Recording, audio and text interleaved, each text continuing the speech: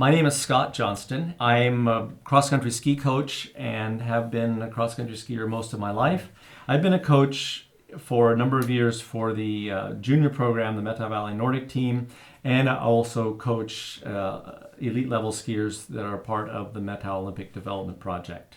On the ski bench here, what we have is a skating ski. And we're going to go through how to wax this ski and prepare it to go out and use it. So to start with, there's the notion that there are two different types of skiing, one being skating and one being classic skiing. And the skating will put a special wax from the tip all the way to the tail of the ski. But we're starting now with the glide wax of a skating ski. And the reason we have to wax these skis is the ski is made with a plastic bottom made from a special type of plastic that is somewhat porous so that the wax can be absorbed into the base of the ski. And in order to have that happen, we need to heat the wax up and melt it into the base of the ski. The base actually expands a little bit and the pores of the base open and the wax impregnates the base. And then we'll scrape it off and you can go out and ski on it. There are a whole variety of different waxes available for ski bases, and we're going to start with a fairly basic and simplest type of wax. The wax can be bought in blocks that look something like this, or they can be bought in bigger blocks like this. And generally, the thing that determines which type of wax you're going to be wanting to use is both the temperature and the humidity, and then lastly, the age of the snow, how long the snow has been on the ground. And because the snow is constantly going through a process of metamorphosis, and as it ages, the snow crystal shape changes, and then that makes the crystals respond differently to different types of waxes. The colder the snow and the newer the snow, the harder the wax wants to be. The older the snow and the wetter the snow, the softer the wax will be. Those are just very general. The colder waxes tend to be colored either blue or green, and the warmer waxes tend to be colored yellow like this. And you can see there's a variety of little scrap pieces here, different colors of wax. We're going to just put some blue on today. Usually this time of year with cold conditions, cold snow, blue wax will typically be what we want to use. So to get started, the first thing you need to do is be able to mount the ski in some sort of a bench, so a fixture to hold it. This is a homemade type of a bench that you notice it follows the form, follows the shape of the ski, allows us to do some work on the ski and support it really securely while it's being held in this vise. These benches can be made really simply out of a piece of 2x6 and a little bit of metal to make the clamp, or you can purchase commercially made ones like this, and you can even just use a couple of chair backs to support the ski. I've done that myself and it works pretty well.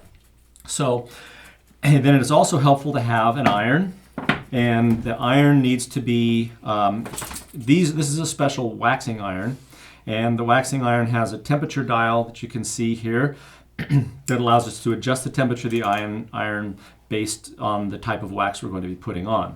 You can also use a clothes iron. It's best to use a non-steam iron because the steam irons have holes in them and the wax gets in the holes and it gets kind of grungy after a while. But you can go to a thrift shop or a Goodwill or something and pick up an iron for a few bucks and they work just fine. You normally want to set it on the cotton setting when you're using a normal iron. One rule is that you never want the wax to smoke. If the wax smokes, you're getting the ski is going to be getting too hot, and that's not good on the plastic because these skis are glued together with temperature sensitive glues, and if you overheat the ski, you can damage the ski, and most likely will damage the ski. So one of the ways that we do this, one way to apply the wax is to rub it on like a cork, and then we can heat it in. A lot of people like to do this because they feel like it protects the base of the ski from the heat of the iron. Another way to apply the wax is to just drip it on to the ski. And you notice how I hold the iron right on the ski, and I just and holding the wax on the base of the iron. Just run it down one side of the groove and then back along the other side of the groove. Then to heat the wax into the ski, what we want to do is put the iron flat on the ski and move it from tip to tail. And that process, if the wax is the right temperature, if the iron is the right temperature, you'll notice that the iron completely liquefies the wax, and the iron just sort of floats on top of the wax. And you don't want to keep the iron stationary on the ski, because then you do run into the problem of possibly overheating the ski base. After I make a pass like that, now you see how it looks quite different.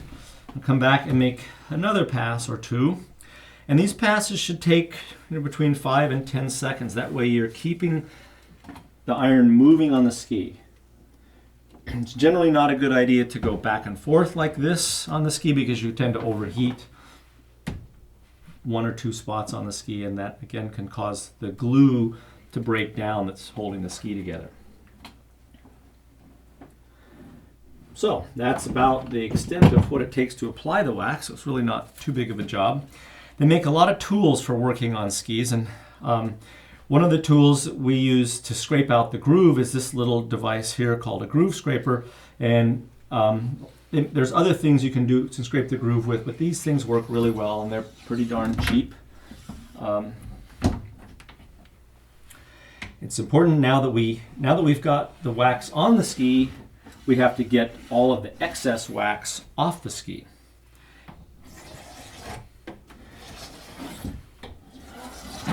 And once the wax has cooled for just a few moments, then we'll take a plastic scraper like this. I've got a whole series of them here. And these are made of hard plastic with a sharp edge on them that allows us to scrape the excess wax off the ski, and it just leaves wax in the ski.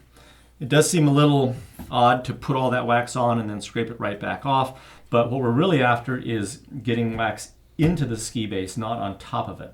So now that it's cooled, we're ready to scrape the wax. There's a bit of a technique to holding the scraper so that you can use the scraper to the best advantage on the ski, and that is to grip it in a manner like this, with your thumbs sort of in the center, index fingers wrapped over the top. Put the scraper down on the tip of the ski, holding it at a little bit less than vertical to the ski base, and push. And you'll notice how it shaves off the wax.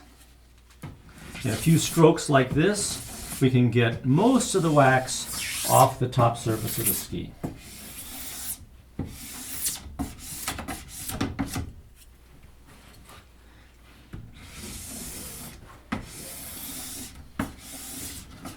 Now, for most of our application, and we can run down the edges to make sure we've gotten the little drips that fell off the sides of the ski.